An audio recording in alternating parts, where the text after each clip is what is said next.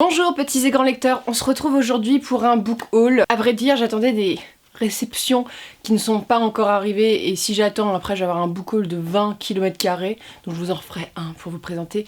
Les envois que Brajeune devait m'envoyer et un envoi que je dois aussi recevoir depuis plusieurs semaines, donc on commence tout de suite. La fantaisie, l'imaginaire est au cœur de ce book haul, je ne lis que ça en ce moment et des classiques. Vous le verrez, je vous présente mes updates lecture, je suis un peu en décalé, donc c'est-à-dire qu'il y a sûrement des updates lecture qui seront sortis avant le book haul sur les livres que je vais vous présenter, mais vous remarquerez bien qu'il y a certains classiques, j'en lis pas, mais en fait j'ai une pile de classiques énormes que j'avais eu en fac de lettres, et je les regarde et je me dis, vous allez pas rester ici 20 ans. Les classiques c'est aussi un plaisir, moi j'aime bien en lire de temps en temps certains auteurs, pas tous les auteurs, et là je me suis dit il faudrait s'y remettre un peu parce que ton cerveau, mine de rien, je critique pas les autres littératures, mais les classiques ça fait aussi travailler un peu là où je trouve, et pour l'instant ceux que j'ai lus m'ont plutôt plu, sauf un, je vous présenterai bientôt aussi. Mais je vous présente pas de classiques mais de l'imaginaire. Je vais tout d'abord vous présenter les achats que j'ai faits, alors en neuf, c'est-à-dire que je vais vous présenter des achats en occasion parce que j'achète presque exclusivement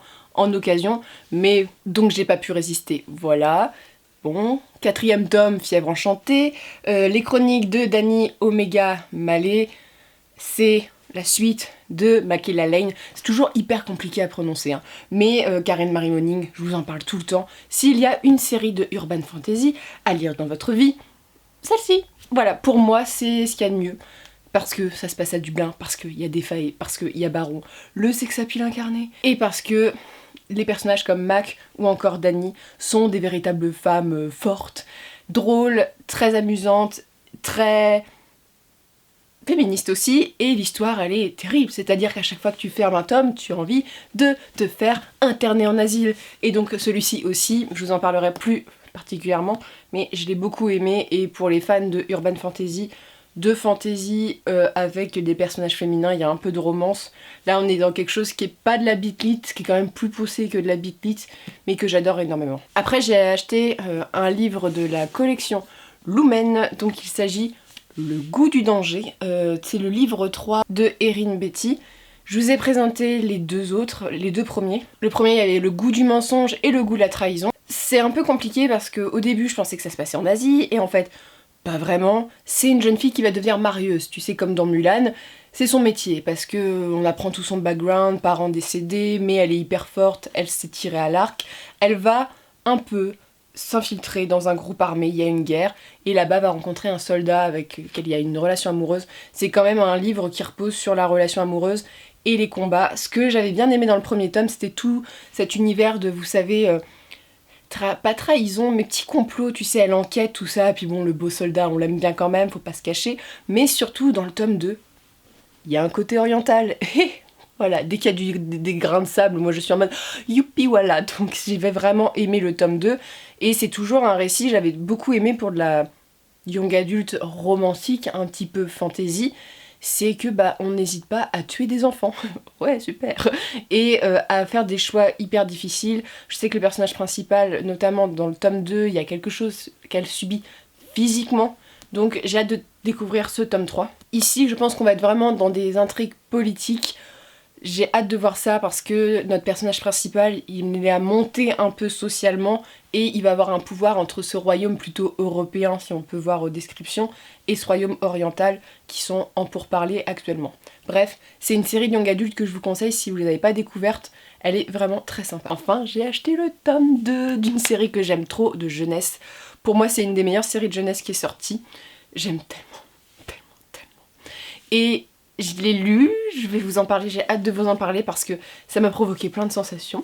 Il s'agit de Nevermore, le tome 2, le Wanderer, je sais jamais, Wooderer, je sais pas comment ça se prononce, mais c'est la mission de Morrigan Crow de Jessica Townsend chez PKJ. Le premier tome de ce livre avait été véritablement génial, j'avais adoré pour de la jeunesse, c'était vraiment très très bien. C'est une série qui a cartonné aux États-Unis et dans le monde entier. Quand PKJ l'a sortie, ils ont fait beaucoup de pubs là-dessus parce qu'ils savaient que ça allait être bon. Tu vois, tu sais quand tu publies un livre et qu'il va être bon, celui-ci est particulièrement bon. L'histoire, de quoi ça parle? Ah bah c'est l'histoire d'une gamine. Morrigan Crow, elle a 11 ans, il me semble, dans le premier tome.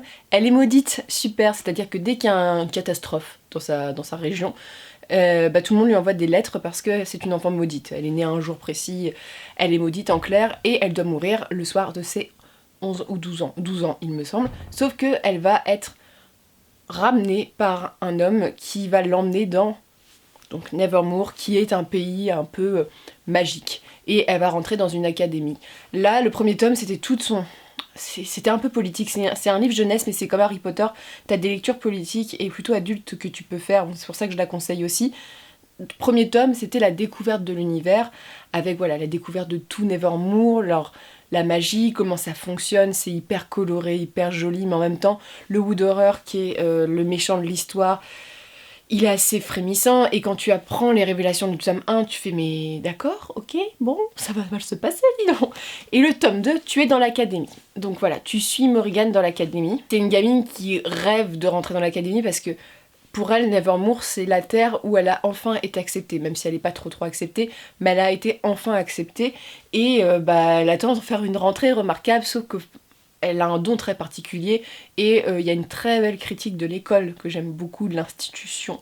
Voilà, vous le découvrirez dans le tome 2, mais c'est une série que j'aime beaucoup, que je vous recommande. C'est une des meilleures séries jeunesse que j'ai lues depuis ces derniers temps. Je parle jeunesse, hein, les personnages ont 11 ans, donc forcément t'attends pas non plus à avoir des giclées de sang partout, faut remettre les choses en place.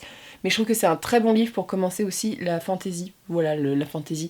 Là on est plutôt dans le fantastique parce qu'il y a des éléments du monde réel, et il y a des petites surprises. Voilà, dans les récits jeunesse c'est toujours en mode est-ce que je vais découvrir tout? Et en fait là, bah oui, il y a des moments où j'étais surprise, et il y a un gros coup de cœur pour l'univers qui est vraiment très bien fait, et on l'a beaucoup comparé à Harry Potter, ce livre, faut le savoir, ça a été décrit comme ça, comme le prochain Harry Potter.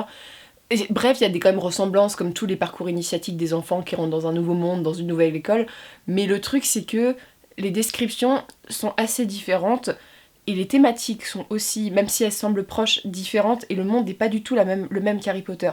Parce que Harry Potter, c'est quand même un monde hyper sombre, quand tu y penses, parce que tu l'as lu de tes yeux enfant, mais bon, voilà, c'est quand même un monde, même si Poudlard, dans les premiers tomes, c'est la magie, tout ça, c'est hyper sombre. Là, on est vraiment, tu sais, la couverture, il y a plein de couleurs, moi je l'ai vraiment imaginé comme ça, mais je vous le conseille énormément, et c'est un très beau travail éditorial qui a été fait par PKJ. Bon, je vais vous présenter la réception.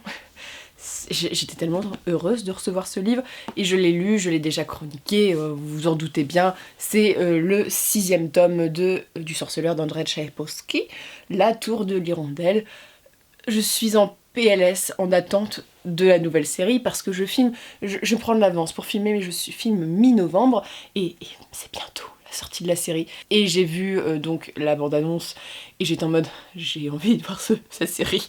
Vraiment, j'ai extrêmement hâte de voir cette série. L'acteur qui joue Geralt impose tellement à l'écran que je suis comme ça en me disant mais c'est pas possible, c'est pas possible, ça a l'air très très bien. Et là donc, ça parle de quoi? Sorceleur, Geralt, ses aventures, l'enfant Ciri de la prophétie qui doit protéger. Là, dans celui-ci, tu suis Ciri qui a disparu depuis 2 tomes, tu sais pas trop toi en tant que lecteur où elle est, et là elle revient, le comeback, et moi j'étais en mode mon cœur s'emballe parce que Ciri est mon personnage préféré. C'est un récit fantasy, et que je tire quand même vers la dark fantasy parce que le mal est la question centrale aussi du récit, mais Ciri, elle subit tellement de choses. Je suis en mode pourquoi vous lui avez fait subir ça? Et donc tu suis son parcours, la fin est horrible, du genre t'es en mode il faut que je sache, vraiment il faut que je sache la suite. Le tome 7 sort. Brajlon, je l'attends qu'il me l'envoie. Je suis devant ma boîte aux lettres à attendre chaque jour en me disant quand est-ce que je vais le lire? Et donc tu suis Ciri d'un côté, Geralt d'un autre, et d'autres personnages d'un autre. Bref, pourquoi j'ai besoin d'alimenter encore plus le fait qu'il faut lire Le Sorceleur, que c'est une très bonne série de fantasy, une des meilleures séries de fantasy, et qu'elle est là dans mon cœur, et qu'elle restera là dans mon cœur toute ma vie, et j'aime tellement ces éditions. Sachez que Brajlon en sort dans sa collection Big Bang, qui est sa collection Young Adult, et vous avez les petites fesses de Geralt en premier plan. Après voilà, soit vous optez pour le style médiéval, soit vous optez pour les fesses de Geralt, après vous faites votre choix. Personnellement, les deux ne me dérangent pas, mais j'aime beaucoup ces éditions. Ensuite, on va passer au format poche que j'ai eu en occasion. Et là, il y a du lourd en fantasy. C'est que des nouvelles séries, hein, parce que ouais, c'est pas comme si j'avais 25 séries à finir, mais il y a des grosses séries de fantasy. La première, c'est Imriel donc de Jacqueline Carré, donc l'héritier de Cuchiel. Alors Cuchiel, j'ai toujours entendu parler de Cuchiel, donc est-ce que c'est le nom de la série? Je ne sais pas. C'est une sacrée petite brique. Donc tu suis Imriel, à ce que j'ai compris, qui est un enfant un peu spécial, qui a été torturé. Bref, il est devenu prince de sang, un peu bon an, mal an contre lui, et surtout, tout le monde a peur qu'il ait obtenu les pouvoirs de sa mère, qui était véritablement dangereuse à ce que j'ai compris. Il y a des complots, des meurtres. J'aime beaucoup les couvertures, je trouve qu'elles sont assez classe, on va dire, voilà. Sans plus, mais assez classe. Je l'avais vu il y a quelques années sur beaucoup de chaînes. Le premier tome avait été souvent chroniqué. Et je me suis dit, voilà, il est là, il m'attend. Je crois que c'est une série en 3 tomes, bref. C'est de la fantaisie, quoi, on va se poser des questions. Mais je me demande s'il n'y a pas un côté un peu suave aussi au récit. J'avais le souvenir que c'était un peu suave, tout ça, donc on verra. Mais voilà, si vous l'avez lu, n'hésitez pas à me dire ce que vous en avez pensé, parce que je ne connais pas trop l'histoire de ce récit, mais il avait l'air très bien. Après, alors là, vous allez être tous contents, parce que vous n'arrêtez pas de me parler de cet tome, et que comme c'est tellement mainstream, je voulais pas acheter les couvertures, et surtout, je voulais pas les lire en français. Et là, il était en occasion, je fais... Pour 3 €, est-ce qu'il faut vraiment que je pinaille? Donc, il s'agit de Brandon Sanderson. Voilà, j'ai acheté mon premier Brandon Sanderson. J'ai l'impression d'avoir fait une étape dans ma vie, voilà, parce que j'ai reçu des messages en disant que je n'avais pas lu Brandon Sanderson. C'est comme si j'avais un peu mutilé le monde de la fantasy, voilà. Et donc c'est l'ultime empire. Donc en clair, c'est sa série Fils de brume. J'aime pas du tout les couvertures françaises. C'est pour ça que j'ai aussi Brandon Sanderson. Je n'aime pas les publications françaises. Les couvertures sont très laides pour moi. Après, c'est une question de goût, hein, mais je n'aime pas du tout. Quand tu vois les couvertures anglaises, t'es en mode... Pourquoi nous infliger ça? Donc, je ne sais pas de quoi ça parle. Je ne veux pas savoir de quoi ça parle. Mais le livre ouvert en a parlé. Tout le monde en parle. Bref, Brandon Sanderson, c'est un maître de la fantasy. Ma seule crainte, c'est que j'en attende trop. Parce que c'est pas comme si c'était la première fois que je lisais de la fantasy. Donc voilà, j'ai quand même lu d'autres grands noms. Donc si je me retrouve à lire un récit que je fais... Ah bah c'est bof. Je fais quoi? Voilà, est-ce que vous allez me jeter des pierres? Je ne sais pas. Mais voilà, j'ai un peu peur du côté... on en a trop parlé, on l'a mis trop sur un piédestal, donc on verra. Fils de brume, je voulais le lire quand même, c'était dans mes objectifs de lecture un jour. Il est là, je suis pas sûre de le lire tout de suite, parce que j'ai 36 séries de fantasy.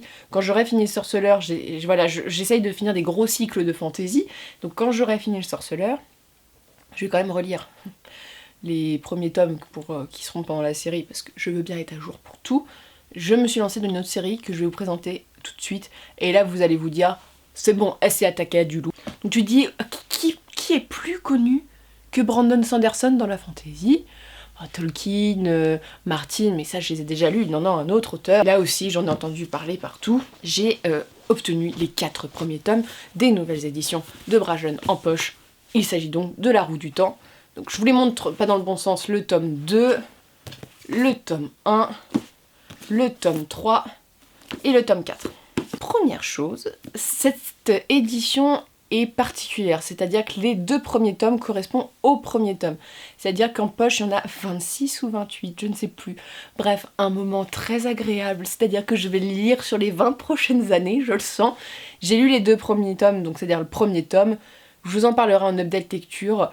C'est plutôt bien, on part sur un plutôt bon départ, même si tu vois, comme on me l'a tellement vendu, je me suis tellement attendue à quelque chose d'exceptionnel, que le récit était très bon, mais il y avait quand même cette pointe de déception, j'ai pas non plus senti le génie à chaque page, on va dire. Mais donc ça parle de quoi La Roue du Temps, parce que là... Vous en parlez. Ça parle d'un petit village où il y a 3 pecnos qui font leur vie, quoi. On est vraiment dans un récit de fantasy. Et un jour, il y a une espèce de sorcière. Alors je ne sais plus comment ils la décrivent, c'est un autre nom. Donc elle s'appelle Moiraine. Ouais, je pense que c'est comme ça qu'on prononce. C'est pas une sorcière dans le récit, mais bref, ça s'apparente à une sorcière qui rentre dans le village avec un espèce de preux chevalier qui l'accompagne, barbare, on sait pas trop. Et on suit Rand, qui est vraiment Rand, le personnage principal, même si ses 2 potes aussi, on les suit tout le temps. Rand, il rentre dans sa petite ferme avec son père, qui lui a légué une épée. Et ils sont attaqués par des espèces d'ogres trolls et qui vont décimer tout le village. Et en fait, ils se rendent vite compte que le troll, il y en a un qui a parlé et qui veut apporter Rand à son chef, en clair. Donc ils fuient, parce qu'ils se disent c'est nous qui attirons en fait les méchants, donc on va pas rester dans le village où il y a toutes nos familles, bonne logique, et ils s'en vont, sauf qu'en plus d'être les 3 compères qui s'en vont, les 3 meilleurs potes, il y a la meuf que Rand aime bien, qui l'emmène aussi, bref, ils sont 50 à partir du village, et c'est un récit où dans le premier tome, ils voyagent énormément. C'est un récit de fuite où tu découvres un peu le monde. Alors le début est un peu plan-plan, je vous dirai pourquoi, mais on est vraiment dans de la fantaisie très classique. À replacer, La Roue du Temps est un récit assez vieux, c'est un récit de fantasy qui doit bien dater des années 90, je vous reconfirme ça en 1990 pile poil, donc faut replacer aussi dans la fantasy on va dire un peu plus classique, mais je suis contente de le lire, c'est un cycle qui est tellement important. Il faut savoir aussi que ce cycle, malheureusement, Rick Riordan est décédé avant la fin de son récit. Voilà, quand on écrit de très grandes œuvres comme ça, c'est vrai que ça arrive, et donc devinez qui a pris la suite? C'est Brandon Sanderson. Tout est lié dans ce book haul. Il me semble que c'est Brandon Sanderson qui a écrit les derniers tomes, mais j'ai vu plusieurs articles qui disaient que depuis que c'était plus Robert Jordan, ça pose des problèmes quoi. Donc voilà, je suis impatiente de connaître la suite, en même temps je me dis je vais pas lire 28 tomes si la fin elle est toute pourrie, tu vois. Mais je suis contente, ces éditions sont très très belles, donc n'hésitez pas à me dire aussi si vous avez commencé cette série ou n'importe quelle série dans ce que je vous ai présenté. C'en est tout pour ce book haul, je pense qu'on est bien au niveau des lectures, hein, parce qu'il va falloir les lire encore, et que ma palle elle ne descend pas autant que je le voudrais, comme beaucoup de gens. Et n'hésitez pas à me dire ce que vous lisez en ce moment, je vous souhaite comme d'habitude de très bonnes lectures, et on se retrouve bientôt pour les updates lecture, tout ça comme d'habitude.